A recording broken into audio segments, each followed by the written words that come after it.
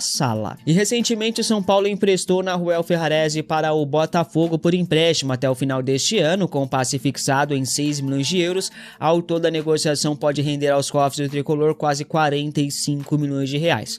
Ferrarese já se despediu do clube, não deve voltar mais, tá? Ficou 3 anos aqui.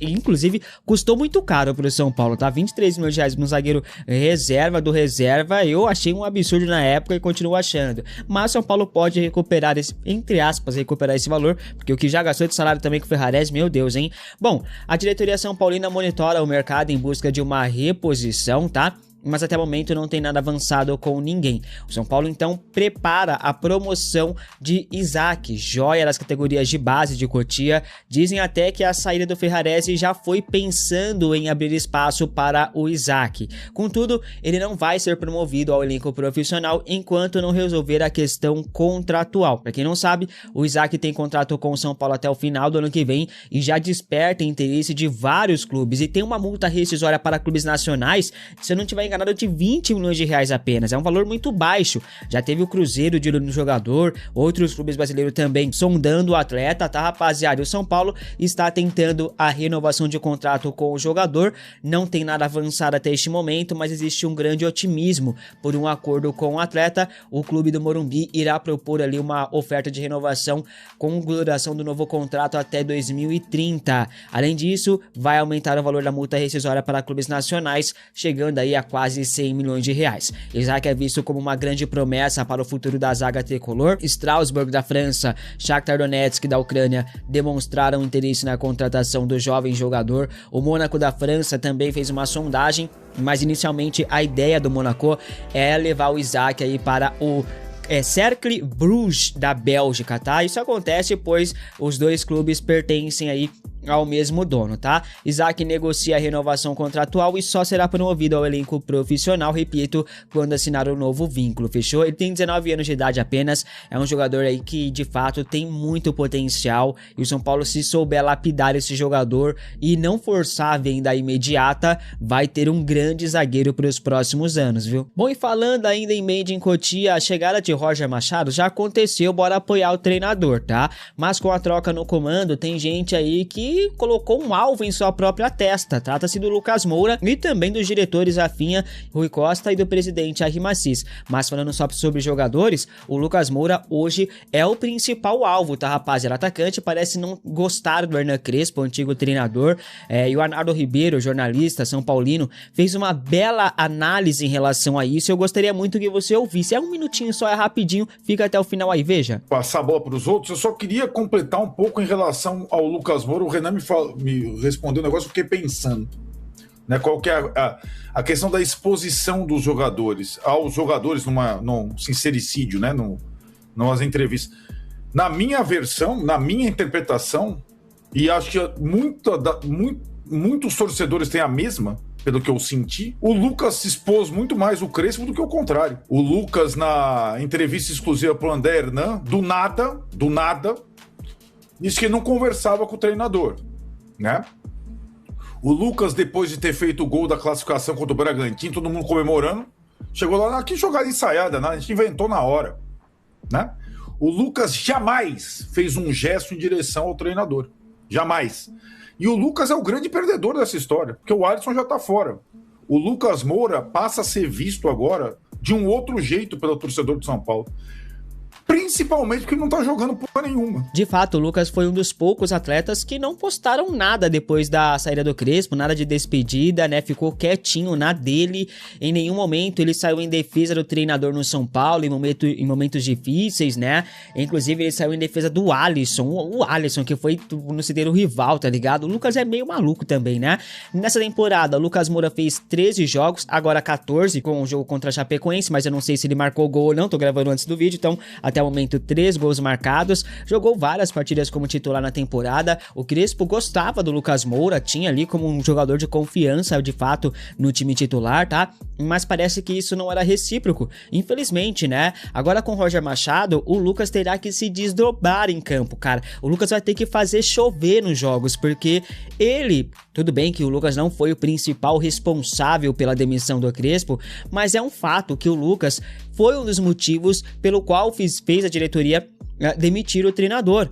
O relacionamento de Crespo e Lucas Moura não era bom. O Crespo foi questionado recentemente aí sobre o fato de Lucas Moura não ter jogado bem no sintético, se ele tava com medo, se ele não tava, e o Crespo falou simplesmente, mano, na minha época, eu sou da geração que eu jogava com a neve aqui, ó. Aqui. E não tinha essa de reclamação. Ah, não vou jogar porque tem muita neve. Ah, não vou jogar porque tá chovendo muito. Ah, não vou jogar porque o campo tá esburacado. Não. Dito isso, já passou. Agora bora seguir a vida, apoiar o atual treinador. Mas eu gostaria de saber a sua opinião. Você concorda com o Arnaldo Ribeiro? Comente aqui abaixo a sua opinião. Eu acho que o Lucas Moura colocou nele um alvo, assim, completamente desnecessário. E ele foi, sim, um dos paneleiros que derrubaram o Hernan Crespo. Isso é um fato. E é uma decepção ver o Lucas Moura nessa situação, né, agindo dessa maneira. É muito triste, eu não esperava isso do Lucas Moura, não. Ainda sobre Made in Cotia, Gabriel Sara tá voando na Europa já há muito tempo, né, desde que foi vendido para o Norte, na Inglaterra, né, ele jogou demais no Norte, né, foi um destaque impressionante.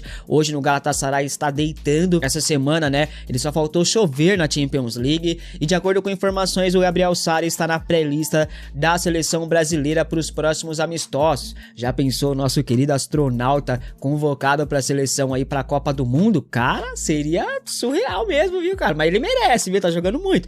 Aos 26 anos de idade, o Made in Cotia vive uma excelente fase, né? Mesmo há alguns anos em boa fase na Europa, ele ainda não foi chamado para servir a seleção. Carlo Ancelotti está de olho no jogador. Para os jogos contra a França e Croácia, os próximos amistosos, existe uma chance aí do Sara ser convocado. Falando no meia, segundo o jornalista Alexander Vieira, Gabriel Sara quer voltar ao São Paulo. Não agora, tá? Mas também não tão longe, não tão distante assim. Geralmente os caras querem voltar aí com mais de 35 anos. Não é o caso do Gabriel Sara. Segundo o jornalista, o desejo do atleta é uma volta ainda no auge, né? Um retorno num futuro não tão distante. Talvez no ano do centenário do clube. Pode ser, né? Já que ele terá 30 anos, ele estará no auge ainda, né? Muita linha pra queimar. Eu acho que pode ser uma boa opção, tá, rapaziada? Antes disso, ele ainda pode render uma boa grana aos cofres do São Paulo, desperta o interesse de vários clubes europeus, Manchester United, Manchester City, Inter de Milão, vários clubes da Europa ali, gigantes, estão de olho na contratação de Gabriel Sara, e pelo mecanismo solidário da FIFA, São Paulo pode se beneficiar. Mas já pensou, daqui a pouquinho, Gabriel Sara voltando? Já pensou uma dupla, Gabriel Sara e Marcos Antônio? Rapaz, Danielzinho junto, rapaz, que trio é esse, hein, meu Deus? Pausa de 5 segundos para pedir a sua ajuda ao nosso canal com o seu like e se inscrever se ainda não for um inscrito. Nesse aspecto do Campeonato Brasileiro. A gente está tendo um início de Campeonato Brasileiro do São Paulo que eu, sei lá, acho que nos últimos 150 anos o São Paulo não começava tão bem o Campeonato Brasileiro assim. E a gente está começando o Campeonato Brasileiro, na liderança do Campeonato Brasileiro, nesse momento onde todo mundo está focado no Campeonato Brasileiro. Até a semana passada, alguns times estavam divididos entre o Campeonato Brasileiro e os estaduais, mas teve um espaço grande entre as duas competições, né? Então, o foco no Campeonato Brasileiro agora, tá todo mundo focado no Campeonato Brasileiro, tirando alguém que tá jogando pré-Libertadores como o Botafogo, alguém que tá começando a disputar a Copa do Brasil, mas o foco de todos os times agora, com força máxima, jogando com todos os titulares, é o Campeonato Brasileiro. E o São Paulo, com essa vitória, além de garantir a liderança do campeonato, numa rara derrota do Palmeiras para o Lanterna, que até então Lanterna do campeonato, que era o Vasco, de virada, o São Paulo vencendo a Chapecoense em casa, mesmo todas as circunstâncias de tudo que aconteceu, era fundamental para dar tranquilidade para o Roger Machado, porque ele precisava também dessa vitória, porque já chegou com toda a desconfiança do mundo, com razão, por tudo que aconteceu com o Crespo e pelo passado histórico do Roger Machado como treinador, mas também para o São Paulo continuar focado no Campeonato Brasileiro, porque eu tenho certeza que no final do campeonato, independente do que aconteça, mas no final do campeonato, nas últimas rodadas, se o São Paulo tivesse perdido ponto para o Grêmio, tivesse perdido ponto lá pro Curitiba, tivesse perdido ponto hoje contra a Chapecoense, com certeza a gente ia falar, porra, lembra aquele jogo no Canindé contra a Chapecoense? Como fizeram falta aqueles 3 pontos que o São Paulo não ganhou? Então hoje, a vitória de hoje, para mim, foi fundamental para a gente continuar mantendo o foco no Campeonato Brasileiro e na Copa do Brasil. Eu tenho falado com vocês aqui sempre que se eu fosse da diretoria de futebol do São Paulo, da diretoria do São Paulo, o foco seria no Campeonato Brasileiro para pelo menos garantir uma vaga direta na Libertadores do ano que vem. Na Copa do Brasil, porque a Copa do Brasil nem sempre o melhor time é o campeão, a gente viu isso em 2023, nem sempre o melhor elenco é o campeão, e vimos isso no ano passado com o Corinthians. E eu colocaria, eu tinha a ideia de colocar a base para jogar a Sul-Americana, mas aí você também se compromete com a Conmebol, você mostra um desinteresse. Mas eu colocaria um misto para jogar a Sul-Americana, um misto. Põe André Silva para jogar, põe Coronel para jogar, põe Luca para jogar, põe o Wendel para jogar, põe esses caras para dar rodagem para esses caras. E foca no Campeonato Brasileiro, foca na Copa do Brasil. Eu acho que pelo começo de campeonato que o São Paulo está fazendo, que quer queira, quer não queira, mesmo tendo jogos, agora tem uma sequência difícil, tem Bragantino, tem Atlético Mineiro, depois pega o Palmeiras de novo. No Campeonato Brasileiro, mesmo sem ter um elenco com 3 jogadores para cada posição, mesmo sem ter um elenco recheado de craques, pelo começo do Campeonato Brasileiro, eu acho que dá pra gente acreditar nas primeiras posições, pelo menos numa vaga de Libertadores. Até porque, gente, no final do campeonato, lá quando o bicho pegar na Libertadores, esses clubes que vão disputar Libertadores, com certeza nas fases decisivas, vão ser os mesmos que vão estar na parte de cima da tabela no Campeonato Brasileiro, com certeza. E a gente já viu muito isso acontecer, de treinador, além de colocar time reserva para disputar o Campeonato Brasileiro, mesmo estando na parte de cima da tabela, a gente já viu treinador desistindo do campeonato, largando. O Renato Gaúcho cansou de fazer isso, cansou de largar a mão do Campeonato Brasileiro. E é aí que eu acho que o São Paulo tem chance de, não vou falar pra você conquistar o Campeonato Brasileiro, porque eu acho que a gente tem que ter calma, né, gente? A gente tá no começo do campeonato. É um começo promissor, mas acho que a gente tem que ter um pouquinho de pé no chão também. Mas garantir uma vaga direta na Libertadores, chegar entre os 4 primeiros, por esse começo de campeonato, por tudo isso que eu tô falando pra vocês, se colocar o foco no lugar certo, eu acho que a gente tem todas as condições de se classificar pra Libertadores, pelo menos, e chegar entre os 4 primeiros. Que pra mim, se você for lembrar em janeiro, com o Nefasto como presidente ainda, aí da Belmonte, diretor de futebol, seria inimaginável você imaginar que o São Paulo estaria na liderança do Campeonato Brasileiro depois de 5, 6 rodadas. O São Paulo teve eu acho que independente de qualquer coisa, não dá pra gente analisar o trabalho do Roger Machado, que deu um treino, né? Ele treinou um dia, o São Paulo. Nem se tivesse perdido o jogo. Ganhando também não. Não dá pra fazer uma análise, até porque ele colocou o time que o Crespo estava colocando. Com todos os titulares. Então, o Danielzinho e o Marcos Antônio, Caleri, Lucas e Luciano na frente, Arboleda, Sabino, só o Enzo, que foi um desfalque de última hora que se lesionou, né? Então entrou o Wendel na lateral esquerda e do lado direito o Lucas Ramon. Então é mais ou menos o mesmo time que a gente estava jogando, que vem fazendo uma campanha boa no Campeonato Brasileiro. Agora, eu não posso deixar de falar que hoje, no jogo como hoje, eu até falei na transmissão, no jogo como hoje, a gente pode esperar um Luciano decisivo, a gente pode esperar um Caleri decisivo, a gente pode esperar um Rafael decisivo, a gente pode esperar, porque isso não é uma opinião, isso é um fato. A gente sabe que em jogos assim, menores, contra times menores, esses jogadores são decisivos. Como o Rafael foi, como o Lucas foi contra o São Bernardo, o Primavera, como o Luciano foi contra o São Bernardo. Contra o Palmeiras, nenhum deles foi decisivo. Então hoje existia, pelo menos da minha parte, uma esperança que esses jogadores fossem decisivos. Porque é o típico jogo que esses caras são decisivos. E eles foram. Tanto o Rafael, na única bola que foi no gol, ele fez uma defesa importante. O Luciano fez um gol no momento complicado do jogo, que estava 0-0 num jogo difícil. E o Caleri fez o gol dele, eles foram decisivos. O único que não foi decisivo nem hoje foi o Lucas, que a gente já sabe, ele não joga em gramado sintético, agora também não joga em gramado molhado. Tem que ser o gramado seco, uma temperatura agradável, de preferência sol, para ele jogar. Porque hoje ele fez uma partida horrorosa de novo. Mas o São Paulo começou o jogo, sabe o que eu senti no começo do jogo? Eu senti os jogadores meio que acomodados, não é acomodados, assim, a gente vai ganhar quando a gente quiser. Sabe aquele São Paulo que toca devagar, sem criar nada, sem finalizar de fora da área. A Chapecoense, com o time também fraco, não criou muito pouco. Até no meio do primeiro tempo, até chegou algumas vezes quando teve essa finalização, que o Rafael fez uma boa defesa, mas não teve não causou grandes sustos, apesar da estabilidade da defesa ali, do Sabino e do Alan Franco, e o gramado pesado. E eu falei na transmissão, a desculpa já estava pronta, né? que era o gramado pesado. Ah, chuva. E eu falei na transmissão, vamos ver quem é que vai falar, quem que vai ser o primeiro a falar do gramado pesado. Eu falei até, vai ser alguém na entrevista no intervalo, não deu outra. O cara da Chapecoense deu entrevista e falou que tinha que caprichar mais, que estava tendo contra-ataque, e o Lucas Samor falou, gramado pesado, a chuva. Só que aí, no segundo tempo, e vamos ser justos aqui, no segundo tempo, o São Paulo conseguiu o gol logo de cara, com o gramado pior, chovendo do mesmo jeito, o gramado mais pesado ainda, o São Paulo fez 2 gols. Então a justificativa do gramado pesado não era desculpa. Tanto que o São Paulo conseguiu fazer os 2 gols e controlar o jogo no segundo tempo. Fez um segundo tempo muito melhor que o primeiro.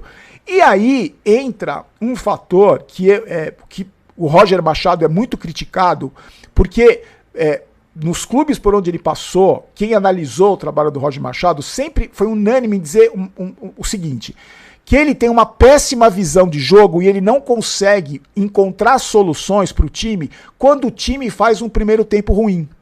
Ele não consegue encontrar soluções. E hoje, vamos ser justos, foi justamente o contrário. O São Paulo fez um primeiro tempo muito ruim, melhorou um pouco depois da parada técnica, mas eu acho que foi mais por postura dos jogadores e vontade do que qualquer estratégia. Mas no segundo tempo, o São Paulo não só fez os 2 gols no espaço de tempo relativamente curto, como criou e tentou fazer. Teve um lance lá que teve um bombardeio, o chute do Bobadilha, chute do Wendel, o São Paulo foi muito mais. Teve uma postura muito diferente do primeiro tempo no segundo tempo. Quando fez os 2-0, com o gramado pesado, aí sim, com o gramado pesado, controlou o jogo. Não criou mais grandes oportunidades, não criou mais grandes chances, mas controlou o jogo. A Chapecoense chegou em alguns momentos, só que não conseguiu finalizar na direção do gol, ainda bem, mas o Roger Machado segurou os titulares até mais de 30 minutos do segundo tempo.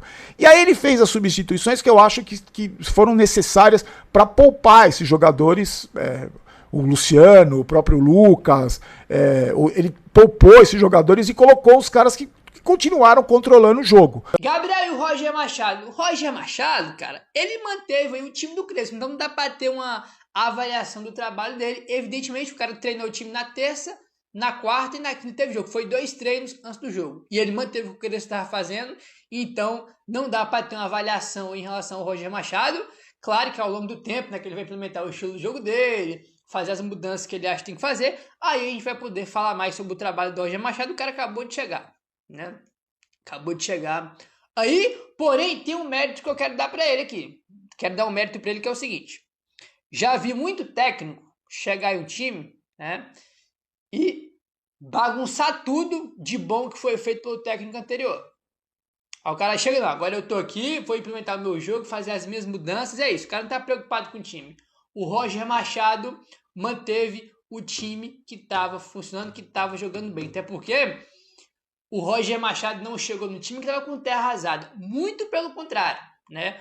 O Crespo, né, irmão, reformou esse time do São Paulo, né? Lucas, Caleri e Luciano jogando juntos, que eu acho que era até inimaginável no começo do ano. Danielzinho, Marcos Antônio Bobadilha também, meu campo tá encaixado. Sabino virou titular na defesa do São Paulo no linha de 4, Lucas Ramon, né? Então, o time do São Paulo tinha muita coisa já funcionando e tinha um time que estava funcionando, né? Até ontem o São Paulo tinha, né, ganhado 7 jogos nos últimos 10 e com o time fazendo boas atuações, apesar da eliminação contra o Palmeiras.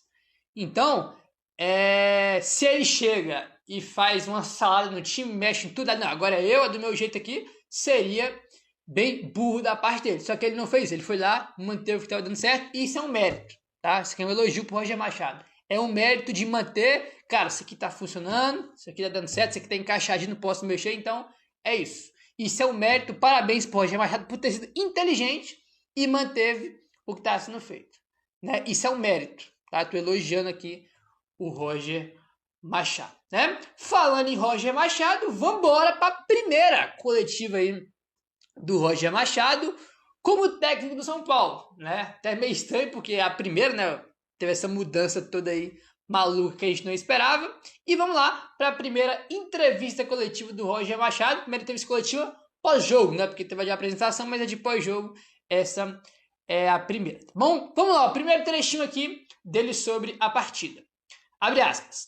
Toda estreia com vitória gera tranquilidade. E no contexto em que minha chegada estava posta, era muito importante para baixar a temperatura e seguir implementando as ideias, já que a primeira colocação gera otimismo no torcedor, o que a gente consiga continuar procurando alternativas porque o ano é longo.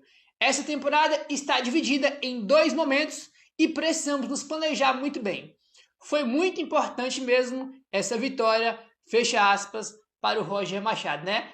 Destaque aqui porque ele fala: toda estreia com vitória gera tranquilidade e no contexto em que minha chegada estava posta, é importante para baixar a temperatura, que é evidentemente que ele está falando sobre a rejeição, que eu jamais vi algo igual na minha vida como a rejeição em relação ao Roger Machado. Então ele está falando, né? Vitória, dá mais tranquilidade, abaixa a temperatura, é óbvio. Já imaginou se a gente perde para Chapecoense? Aí, irmão, tipo assim, eu não queria imaginar o que ia acontecer, irmão. Tipo assim, né?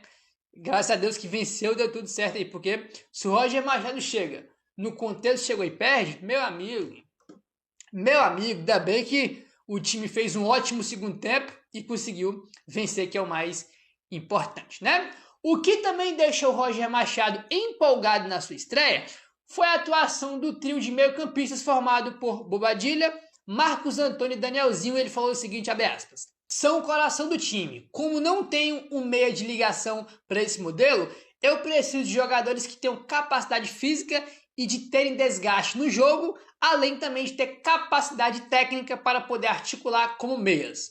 Hoje a opção de botar o Pablo na ponta do losango foi para não mexer no que estava posto, fecha aspas, para o Roger Machado, falando que os 3 é o coração do time. Sim, esse é o coração do time e, como a gente comentou sobre a questão dele não mexer no que estava sendo feito, talvez a principal questão do time do São Paulo ter crescido muito nos últimos tempos com o Crespo é o meio campo, né? Marcos Antônio voando baixo, Danielzinho chegou como se estivesse no São Paulo há anos e anos, e o Bobadilla também cresceu junto com os dois aí, então, cara, sim, é um tipo de coisa que não tem como ele mexer. O meio campo de São Paulo, ele é intocável, tipo assim, não tem o que mexer, e além desse meio campo funcionar muito bem, ainda tem outra questão, no banco, né, outro jogador, não tem ninguém pedindo passagem no lugar deles, então, o meio campo do São Paulo, ele é literalmente intocável, não tem como mexer nisso, tipo assim, não tem como, não tem a menor possibilidade de mexer nisso, é isso e acabou.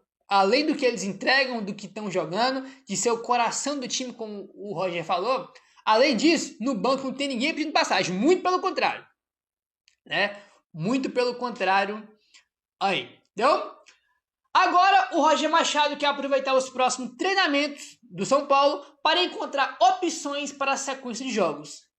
Ele falou o seguinte, abre aspas: falei que o Marcos Antônio jogou muito bem junto com todo o time, mas não conseguiria destacar só o Marcos, porque teve outros destaques. O Luciano com gol, o Caleri com gol, o Daniel controlando o meu campo como ninguém. Minha defesa alta, mas o meio com o Marcos Antônio foi muito importante, interminável com a sua energia. Com o passar do tempo de jogo, você vai vendo que a energia não é mais a mesma. A impressão que se deu de fora é que era a mesma energia. Esses jogadores são o coração do meu campo do time. Para que eu tenha 3 jogadores à frente, com capacidade de artilharia, preciso de um tripé no meu campo que é muito forte. E eu preciso de peças para substituir, porque dificilmente os 3 vão ficar no campo o jogo inteiro, fecha aspas. É aquela questão que a gente comentou.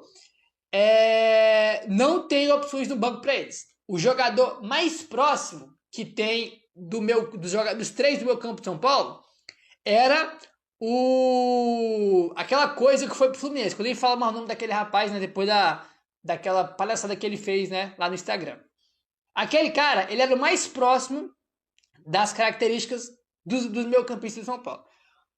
O Luan e o Pablo Maia passam muito perto. Tu pega o Pablo Maia e o Luan, são jogadores ali de marcação, de combate, são jogadores mais marcadores do que os 3 estavam jogando. Mas eles não são os segundos volantes, né, de distribuição de jogo, de controlar o jogo, de ser um motorzinho, de fazer o time jogar. Não são. Resumindo, não tem substituto para os 2. Né? Quem chega próximo é o Jorge. Só que o Jorge é da base, só jogou um jogo até agora, com o Crespo, né, lá contra o Curitiba. Né? Aí sobe para o time de cima, desce para a base, então não dá para contar que ele por exemplo, um substituto. Pelo menos agora. Se efetivar ele no time de cima, pode ser, né?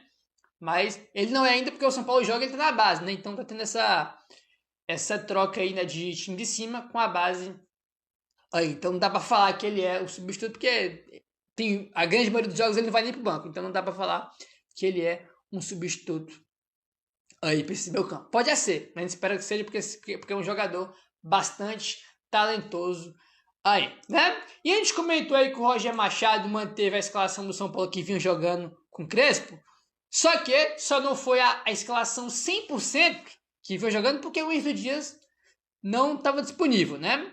E o Enzo Dias apresentou dores no adutor esquerdo e por isso que ficou de fora, né, do jogo de hoje. Então ele teve aí dores no adutor esquerdo. Dores. Esperamos que essas dores não sejam uma lesão, né? Que sejam só dores ali e que, evidentemente, em breve ele esteja disponível aí, porque o Enzo Dias é, para mim, uma das gratas surpresas da temporada.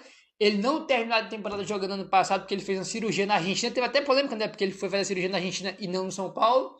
Então ele não terminou a temporada, cada cirurgia, e começa a temporada ele também não está disponível. Então, e quando ele começou a jogar, ele jogou muito bem.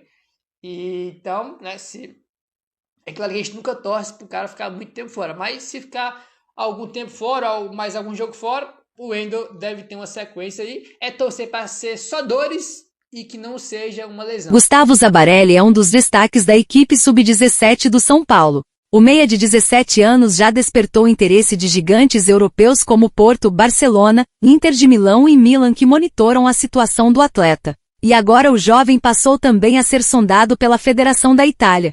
Seu empresário esteve recentemente no país e Gustavo já iniciou o processo para obter o passaporte italiano, abrindo uma porta para que possa defender a seleção italiana. Nascido em 2009, Gustavo está no São Paulo desde o ano de 2015, quando ainda tinha 6 anos de idade. Depois de passar pelo futsal, o meia chegou a Cotia com 8 anos de idade, disputando seu primeiro jogo oficial de campo em 2019, na categoria sub-11. Em termos de desempenho na base São Paulina pelo sub-15, em 2024, Gustavo disputou 18 partidas e marcou 5 gols. Já em 2025, pelo sub-17, entrou em campo 25 vezes, somando 1.298 minutos com um gol marcado. Gustavo chegou a ser relacionado para a Copinha 2026, mas não foi utilizado, por conta do tricolor ter optado por enviar o jogador à Alemanha, onde disputou um torneio sub-17. Embora seja um dos grandes nomes da base do tricolor paulista, ainda não existe uma previsão de promoção à equipe sub-20. Camisa 10 do sub-17, Gustavo tem contrato com o São Paulo até maio de 2028. E aí, torcedor, você gostou da estreia de Roger Machado no comando do São Paulo? Deixe a sua opinião nos comentários.